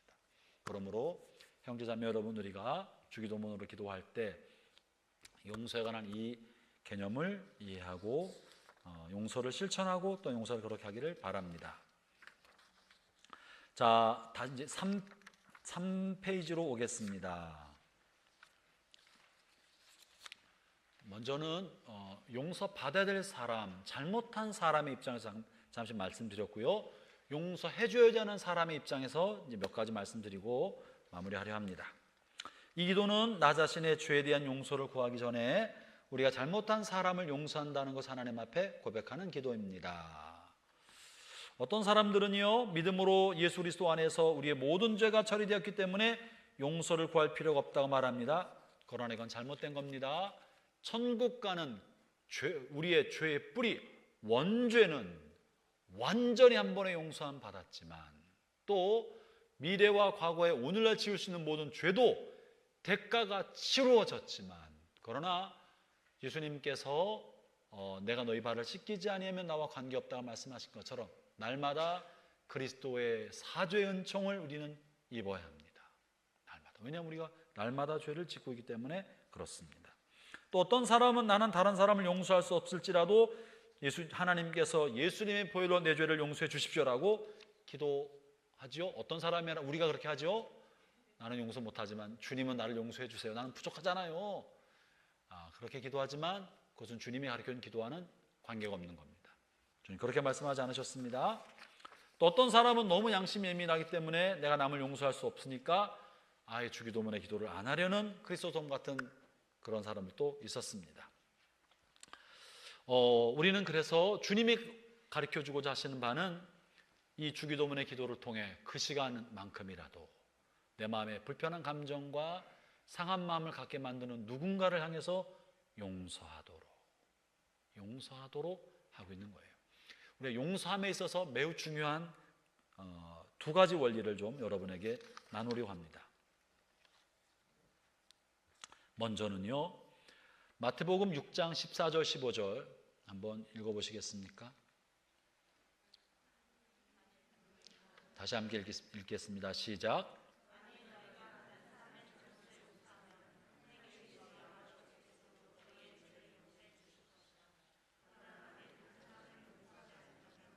너희 한 아버지께서도 너희의 잘못을 용서하지 않을 것이다. 너희가 만일 다른 사람을 용서하지 않으면 하나님도 너희 잘못을 용서하지 않을 것이다. 이 말씀 마음에 새기시기 바랍니다. 하나님은 용서하는 사람을 기뻐하시고 그 사람을 가까이 하시고 그 사람을 용서하신다. 그러니까 용서하는 사람, 용서하는 줄 아는 사람이 그리스도인의 특징입니다. 그리스도인다운 특징은 용서하는 마음, 용서하는 사람이 되는 것입니다. 에베소 4장 32절부터 5장 1절에서도요 그런 표현의 말씀이 있는데요, 같이 한번 읽어보죠. 시작. 친절히 대하고 사랑과 온유함으로 하나님이 그리스도 안에서 여러분을 용서하신 것 같이 서로 용서하십시오. 여러분은 하나님이 사랑하시는 자녀들입니다. 그러므로 하나님을 닮으려고 노력하십시오. 하나님을 닮는 거 용서해 주는 것입니다. 그러면 이제 핵심적인 두 가지를 말씀드리려 하는데요, 용서에서 꼭 기억해야 할 핵심적인 두 가지. 첫째는요, 마태복음 18장에 있습니다. 마태복음 18장 21절 22절을 큰 소리로 한번 읽어보겠습니다. 시작.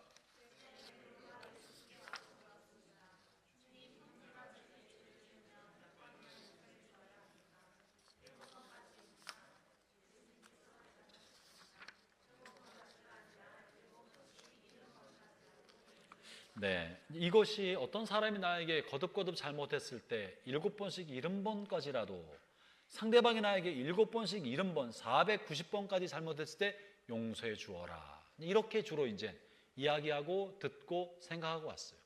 그런데 어떤 사람으로부터 490번까지 오마이갓, 이거 정말, 그러면 병 걸려요. 그죠? 정신병이 걸려요. 그런 사람은 490번 되기 전에 도망가야 돼. 그 사람 근처에 살면 안 돼요. 너무 많이 세상에 그 사람밖에 없는 거 아니잖아요. 그죠? 도망가고 피해야지. 부부 사이에는 어쩔 수 없겠지만 이렇게 되면 안 되는 거라고요. 본문을 그렇게 볼 수도 있겠지만 본문은 좀 다른 각도로 볼 필요가 있습니다. 다른 각도는 뭐냐면, 내가 누군가가 나에게 잘못해서 마음에 생겨서 그 사람을 용서해 주려 하면 쉽게 용서가 돼요? 힘들어요. 우리 다 천사 아니잖아요. 그죠? 용서하려면 쉬워요? 어려워요? 어려워요. 내 상한 감정이 막 일어난다고. 잊었다가도 용서하려고 하면 또 상한 감정이 일어나서 어려워요. 근데 큰 결심을 하고 이를 박박박 깔면서 여기 엎드려 용서해 볼랍니다. 용서하겠습니다. 라고 일어났는데 또 만나면 그 사람이 잘못을 안 해도 화가 날까요? 안 날까요? 또 화가 난다고요. 그 사람 잘못하지 않고 나를 피해가도 나는 또 아팠던 감정이 일어나기 때문에 또 화가 난다고요. 그럴 때를 말하는 거예요. 그럴 때 어떡할까? 내가 한번 용서했는데, 이를 물고 용서했는데 다시 보면 또 생각나고 또 화가 나고, 안 봐도 머릿속에 또 생각나고 또 화가 나고, 이럴 때 어떻게 하면 좋을까?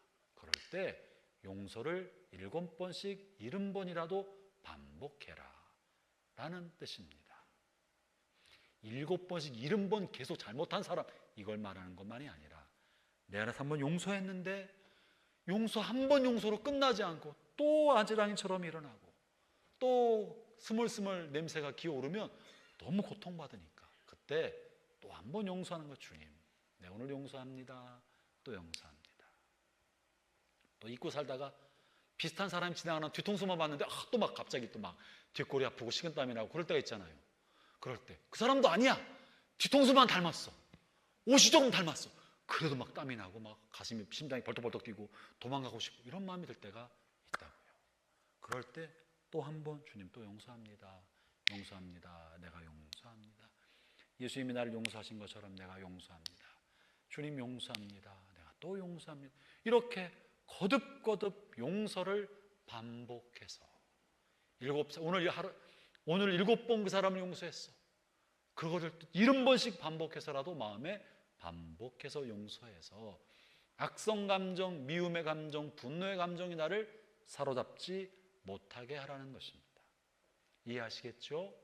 여러분, 한 번으로 용서가 끝나지 않는다는 걸 말해주는 거예요. 거듭거듭 그렇게 하도록 하시기 바랍니다. 첫 번째 원리는 그래서 반복해서 용서하십시오.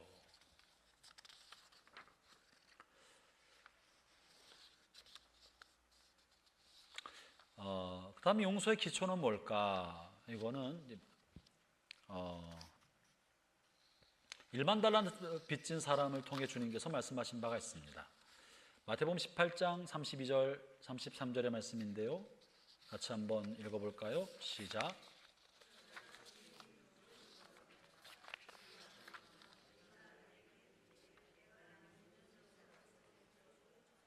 내가 네게 자비를 베풀었던 것처럼 너도 내 동료에게 자비를 베풀어야 하지 않겠느냐. 이 사람이 어떤 사람인지 알죠? 1만 달란트 빚졌는데 왕으로부터 다 탕감받았습니다. 1만 달란트가 얼마나 어마어마한 돈인지는 말씀드리지 않겠습니다. 아실 거라고 생각합니다. 그런데 이 사람에게 100데나리온, 100데나리온도 굉장히 많은 돈입니다. 석 달치 월급이니까 굉장히 많은 돈이죠. 그거를 이 사람도 돈이 없으니까 그렇게 하지 않았습니까? 달라고 막 안 주니까 감옥에 줘버렸다는 거죠. 이걸 가지고 주님이 들려주신 이야기예요. 뭐냐 하면, 너도 큰 빚을 용서함 받았는데 네가 그렇게 용서함 받았으면 다른 사람에게도 네가 자비를 베풀어야 되지 않겠느냐. 용서의 기초는 뭘까? 용서의 기초는 내가 얼만큼 큰 죄인인가를 깨닫는 것이에요. 내가 얼만큼 죄인인지를 의식하는 거예요. 다시 말하면 내가 얼마나 큰 죄를 용서함 받은 사람인 줄을 의식하는 거예요. 이 큰 죄는 살인죄가 큰 죄고 거짓말은 작은 죄고 이런 거 아닙니다. 하나님 앞에 우리가 얼마나 많은 죄를 얼마나 많이 빈번히 반복하는데 주님이 이것을 다 용서하시고 변함없이 나를 자녀 삼아주고 계시나, 이거를 기억하는 거예요. 우리는 하루에 수만 번의 죄를 우리 안에서 짓고 있지 않습니까? 그러나 여러분의 원수는 여러분에게 몇 번이나 죄를 졌습니까? 70번씩, 7번씩 죄를 지었습니까? 그렇지는 않잖아요.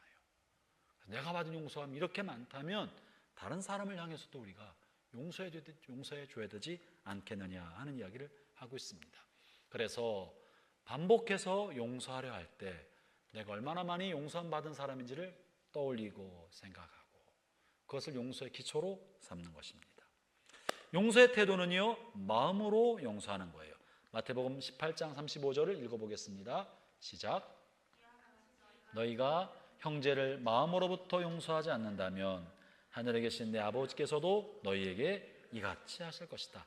마음으로부터, 마음에서, 입으로만 하지 않고 마음에서. 여러분, 용서는요 상대방을 위한 것이 아니라 사실은 나를 위한 것입니다. 내가 용서하지 않으면 1만 달란트에 비유해서 말한 것처럼 감옥에 넣는다고 했어요. 이 감옥은 우리 마음의 감옥입니다. 마음의 지옥 같은 마음의 감옥에 갇혀서 미움과 분노로 내가 감옥살이하고 지옥 같은 삶을 살게 됩니다. 그렇기 때문에 용서하라고 하는 것은 우리 자신을 위해서 그러는 것이에요. 그럼 여러분에게 용서하는 일이 쉬워졌으면 좋겠습니다. 또 용서받을 때 용서를 구하는 것도 쉬운 일이 되었으면 좋겠습니다. 그래서 주기도문을 할 때 언제든지 간에 불편함 없이 기도를 드리고, 또 주기도문을 기도하려 할 때마다 내가 용서하지 않고 마음에 미움의 묶음을 묶고 있는 사람이 누가 있나, 용서하지 않고 얼굴빛을 피하고 다니는 사람은 누가 있나, 내가 피하고 다니는 자신을 돌아보면서 하나님 앞에 자신을 드리는 그런 훈련을 해나가시기를 바랍니다. 네, 오늘 여기까지 하겠습니다. 그리고 4번은 아까 제가 말씀 나눴죠. 이제 함께 우리가 기도하려 하는데요, 주기도문으로 기도할 때 내가 먼저 용서해줘야 될 사람 누구인가, 자신을 돌아보면서 한번 기도합시다. 그 용서해줘야 될 사람, 용서의 기초는 주님으로부터 받은 용서입니다. 나의 죄를 먼저 의식하는 겁니다. 내가 얼마나 큰 죄인인지, 내가 하나님 앞에 얼마나 부끄러운 죄를 많이 지은 사람인지, 자신의 죄에 대한 각성이 크면 클수록 타인의 잘못을 용서할 수 있는 마음의 힘도 커집니다. 자신을 돌아보고 하나님의 은혜를 구하고 내가 다른 사람을, 내 마음을 불편하게 한 사람을 용서하겠습니다. 용서하겠습니다. 주님이 나를 용서해 주신 것처럼 용서하겠습니다. 각자 이것을 위해서 한번 기도하는 시간 갖도록 하겠습니다.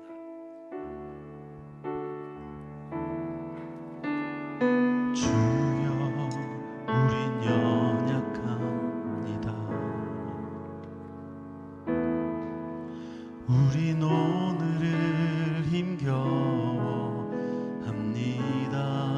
아버지, 주의 뜻 이루며 살기에 부족합니다. 우린 연약합니다.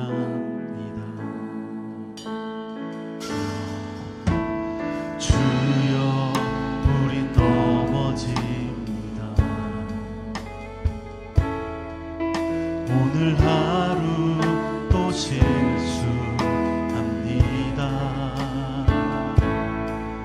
주의 긍휼을 구하는 죄인입니다. 우리 주만 바라봅니다. 한없는 주님의 은혜 온 세상 위에 넘칩니다. 가릴 수 없는 주여,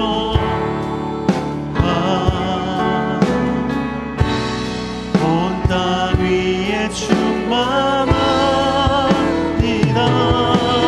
주님만 이 길이 오니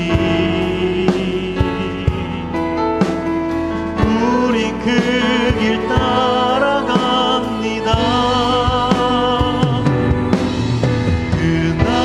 그날에 우리 이루시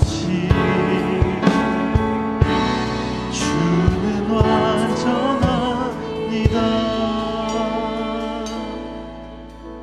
하나님 아버지, 하나님은 무한히 한없이 사랑해 주시고 먼저 다가와 주시고 말씀해 주시고 큰 사랑을 보여주시지만, 저는 하나님을 향하여 성실하지 못하고 진실하지 못하고 하나님을 향해 언제나 이기적이고 언제나 내 중심으로만 살아갑니다. 하나님을 향하여 주님의 마음을 헤아리지 못하고 언제나 나의 감정 중심으로 살아갑니다. 주 앞에 사랑하겠다고 끝없이 고백하지만 사랑하는데 인색합니다. 주님께 내가 내어드린다고 나의 것이 다 주님 것이라고 입으로는 고백하지만 실제로 내 것을 다 챙기고 욕심 많고 이기적이고 주님의 것을 내 것으로 생각하고 살아갑니다. 오 하나님, 용서하여 주옵소서. 입으로는 사랑한다고 하지만 마음엔 미움의 칼을 품고 삽니다. 오 하나님, 용서하여 주옵소서. 허물 많고 죄 많고 돌이키려 해도 여전히 습관적인 죄악이, 습관적인 이기심이, 습관적인 욕심과 나의 감정에 사로잡혀 살아가는 어리석음이 나를 감싸고 있어서 잘 고쳐지지도 않습니다. 주님, 용서해 주십시오. 하나님, 내가 이렇게 죄가 많고 어리석고 큰 죄인인데 누구를 향해 무엇을 고쳐주려 하겠습니까? 누가 무엇을 잘못했다고 지적할 수나 있겠습니까? 나도 못하는 것을 다른 사람에게 어떻게 요구합니까? 하나님, 용서해 주옵소서. 마치 나는 안 그런 것처럼 다른 사람의 잘못을 지적하는데 너무나 빠르고 다른 사람의 잘못을 고발하는데 너무나 민감하고 나를 불편하고 나에게 고통을 준 사람에게 잘못했다고 큰 소리를 말하는 게 너무 익숙합니다. 주님, 용서해 주십시오. 오 하나님, 저를 불쌍히 여겨주시고 그리스도의 보혈로 깨끗게 하여 주셔서 주님으로부터 얼마나 큰 죄를 용서받은 사람인지 알게 하셔서 저로 하여금 내게 100데나리온 빚진 사람을 능히 이해하고 공감하고 용서해 줄 수 있는 마음을 갖게 주옵소서. 예수님 이름으로 기도합니다. 아멘. 형제자매 여러분, 이제 한 번 더 기도할 때 여러분의 마음을 불편하게 한 사람 있습니까? 마음의 고통과 아픔을 준 사람 있습니까? 마음에 박힌 가시를 빼내려고 하는데 잘 빼지지가 않고 여러분의 마음을 한없이 찌르기만 하는 사람이 있습니까? 아니야, 나는 괜찮아. 나를 괜찮다고 말하지만 돌이켜 생각해보면 너무 마음이 아파서 얼굴을 보기 어려운 사람이 있습니까? 주님이 나를 어떻게 사랑하셨는지 생각하며 이 밤에 용서한다고, 괜찮다고 용서한다고 반복해서 고백하고 결단하는 기도를 드립시다. 아직 그가 용서를 구하지 않았어도, 혹은 너무 멀리 있어도, 혹은 다시는 만날 수 없는 사람이 되었어도 내가 먼저 이제 용서하겠습니다. 내가 마음의 미움의 감옥, 용서지 못한 감옥에서 해방되도록 내가 먼저 용서하겠습니다. 시간 용서하는 기도를 드리도록 하겠습니다. 하나님 아버지, 한없는 주님의 은혜 온 세상 위에 넘칩니다. 가릴 수 없는 주여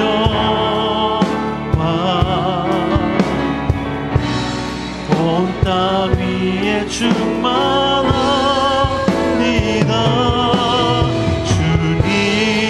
주님만이 길이오니 우리 그 길 따라갑니다. 그날에 우리 이루시 주는 완전합니다. 한없는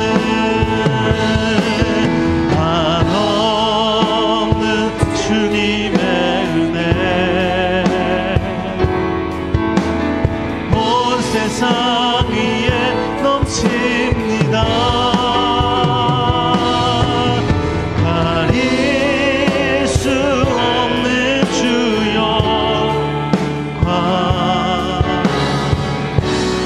온 땅 위에 충만합니다. 주님만이 길이오니 우리 그 길 따라가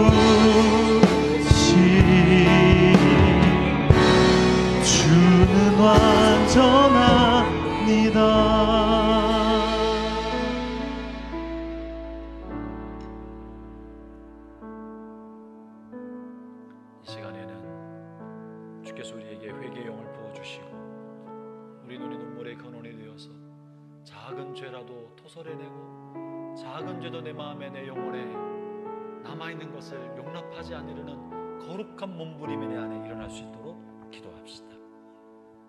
죄가 머무는 곳에 성령께서 거하실 수 없습니다. 죄가 상주하는 곳에 마귀가 틈탑니다. 미움과 분노, 용서치 않은 마음이 머무는 곳에 마귀가 꼬입니다. 우리 이것을 대적합시다. 우리 마음에 거룩함을 유지할 수 있도록 은혜를 구합시다. 마귀가 찾아오지 아니하고 성령의 충만함 얻도록 주님 나의 마음과 생각이 거룩하게 되게 하여 주십시오. 회개의 영을 부어주십시오. 성령으로 충만케 하여 주십시오. 주님 제가 새롭게 되게 하여 주옵소서. 새로워지게 하여 주옵소서. 주여 한번 크게 부르고 주의 영이 임하여 우리를 새롭게 해주시도록 통성으로 기도하겠습니다. 주여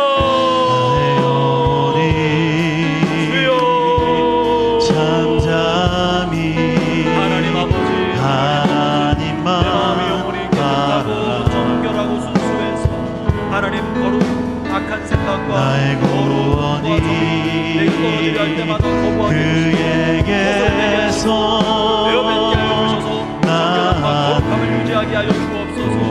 정과 흠을 용납하지 않게 하여 주옵소서. 아버지 하나님이여 아버지 하나님 불쌍히 여겨 주옵소서. 잠잠히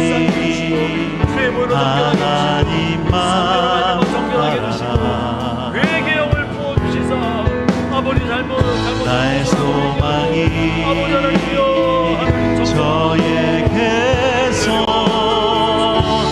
나는 보다 오직 주만이 나의 반석 나의 구원이시니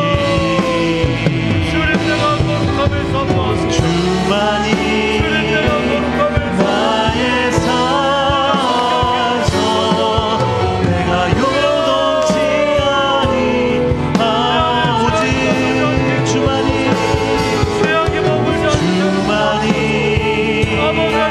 나의 반석 나의 구원이시니 주만이 나의 산소 내가 요동치 아니 오직 주만이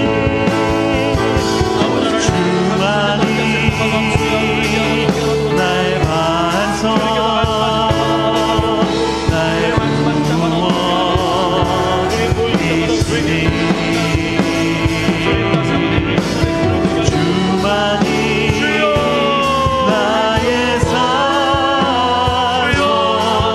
내가 요동치 아니 내가 요동치 아니 내가 요동치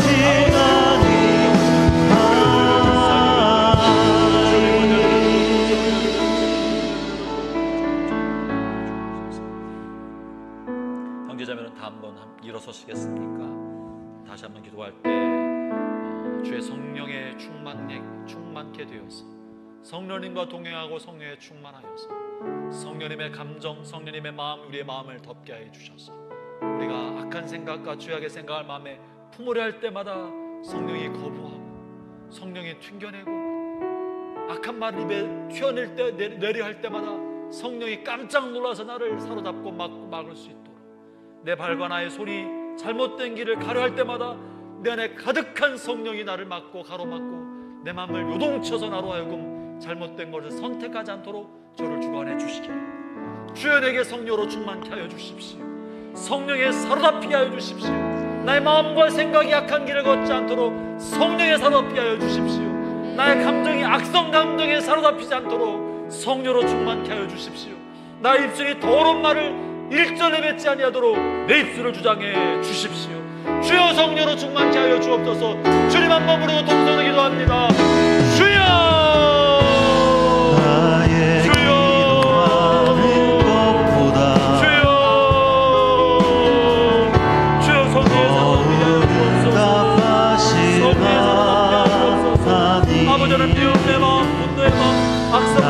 하루 어떻게 하도록 성령으로 충만케 하여 주옵소서. 주의 영을 부어주옵소서. 주님의 마음을 붙게 하여 주옵소서. 주님의 마음을 붙게 하여 주옵소서. 연민과 걱정과 불과 사비가 사랑이 않는 주님의 마음을 붙게 하여 주시옵소서. 주님의 생각이 나의 생각이 되게 하여 주옵소서. 나의 생각에 거룩한 생각, 의의 생각, 정의의 생각, 하나님의 기도의 말씀의 생각이 가득차게 하여 주옵소서. 나의 생각이 주 앞에 머물게 하여 주옵소서. 나의 손과 발이 주의 뜻과 주의 행하심을 나가게 하여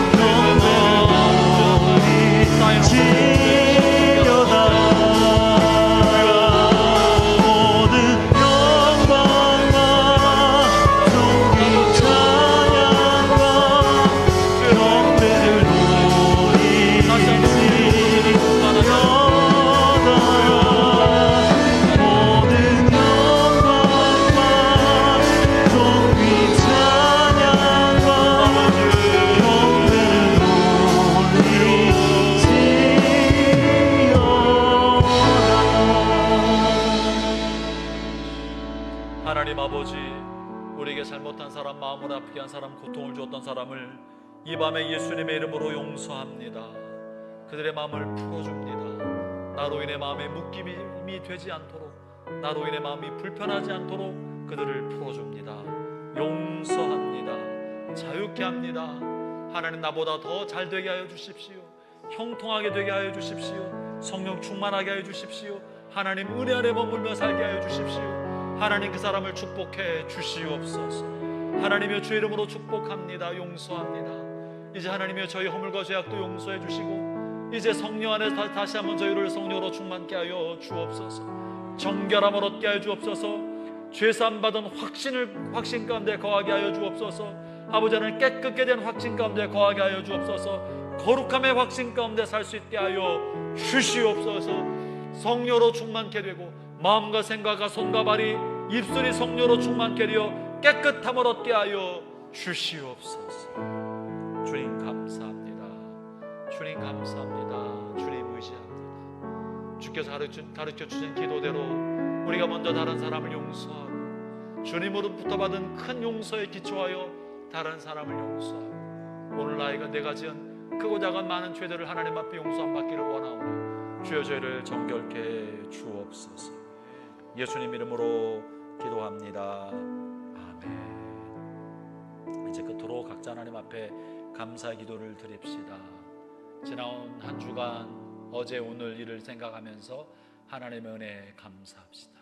어떤 제목으로든지, 어떤 기도 제목으로든지 하나님 앞에 감사하며 주 앞에 여러분의 마음을, 여러분의 생각을 아뢰는 시간을 갖도록 하겠습니다. 각자 자신의 기도 제목과 자신의 감사 제목으로 기도하겠습니다. 나의 반석이신 하나님, 행하신 모든 것 완전하시니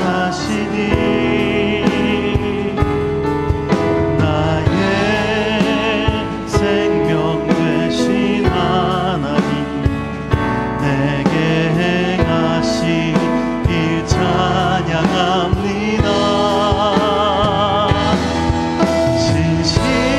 진실하신 하나님, 실수가 없으신 좋으신 나의 주,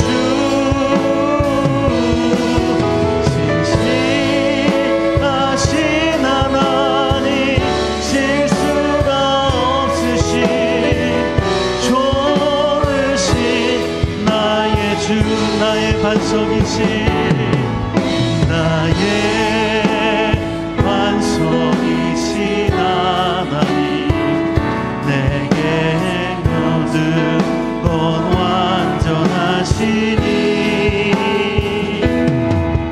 나의 생명 되신 하나님, 내게 행하신 일 찬양합니다.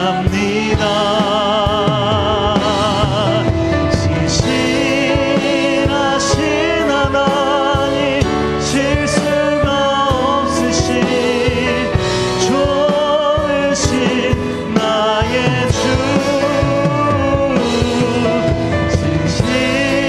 진실하신 하나님, 실수가 없으신 좋으신 신실하신 하나님, 진실하신 하나님, 실수가 없으신 좋으신 나의 주, 진실하신 하나님, 실수가 없으신 좋으신 나의 주.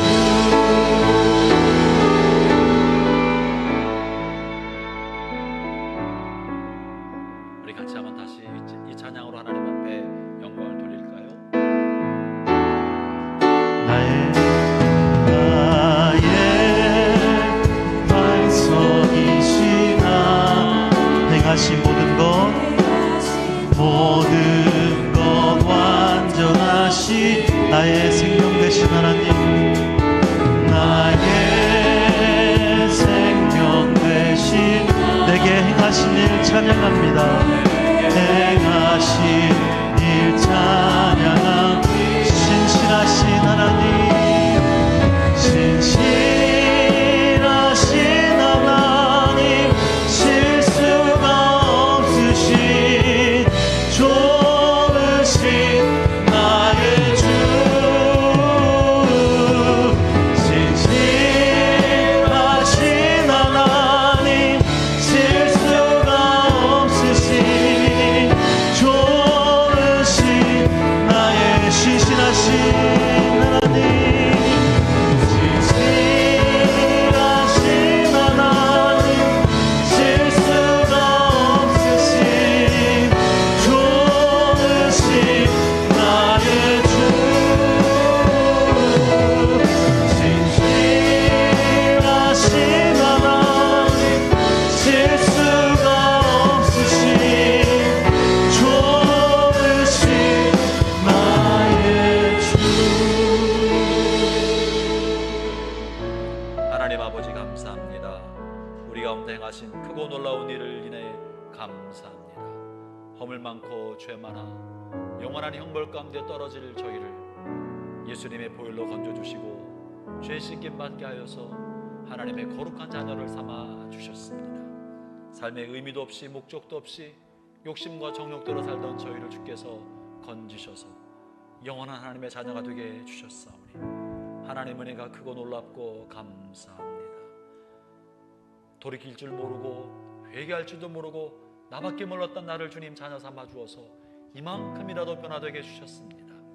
우리 받은 은혜가 크고도 많사오니 이제 나도 희망 없는 사람을 향하여 용서를 베풀고 가치 없는 사람을 향해서도 사랑을 베풀고 회개치 않고 뉘우치 못하는 사람을 위해서도 끝없이 용서하고 사랑할 수 있는 힘을 얻게 되었습니다.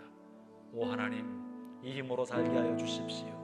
이 힘으로 용서하게 해주십시오. 이 힘으로 하나님을 닮아가는 삶을 살아갈 수 있게 주십시오. 주님 감사합니다. 주님 찬양합니다. 주님 홀로 영광 받으시옵소서. 이제는 우리 구주 예수 그리스도의 크신 은혜와 하나님 아버지의 크고 놀라우신 사랑과 성령님의 교통하심이 주께서 가르치신 대로 내가 하나님 앞에 나올 때마다 나에게 잘못한 사람을 먼저 용서하고 하나님 앞에 나와 하나님과 관계를 올바르게 다지기를 원하는 주의 모든 자녀들 위해 지금부터 영원토록 함께 하실지어다. 아멘.